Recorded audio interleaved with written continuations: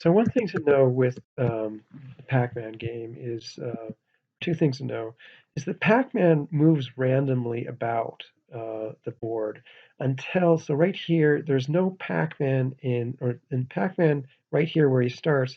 There's no ghost in his immediate vicinity, so Pac-Man will just move randomly. But then as soon as Pac-Man, so if we move Pac-Man now, Pac-Man still doesn't have any ghosts around him, so he'll still move randomly. But now there are ghosts in his vicinity, in his immediate vicinity, so he won't move randomly.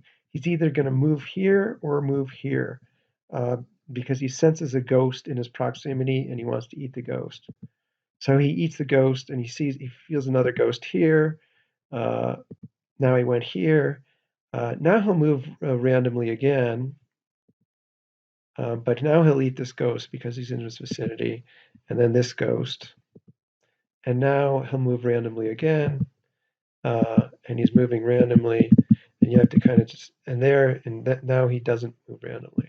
So that's sort of the way that Pac-Man moves around the board. And let's just look very briefly at this code. It's less important. You won't need this to understand this very deeply, but I just want to know for coding Game of Life, Conway's Game of Life, but you should at least just have a basic understanding of it. So here is the move Pac-Man function, and that's called every time you hit that move Pac-Man button. Here we're running a sense ghost function, which we're going to look at much more in depth in the next video. And if there is a ghost in the immediate presence, then that becomes the new coordinate.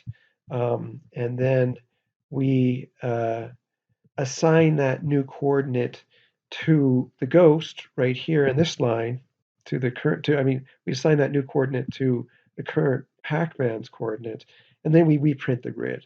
Um, but then if there's not a ghost in the vicinity, uh, instead of assigning the ghost coordinate to as the new coordinate, which we eventually assign to Pac-Man, instead we just run this sort of random uh, random generator to generate a random coordinate for the Pac-Man, and that's basically it.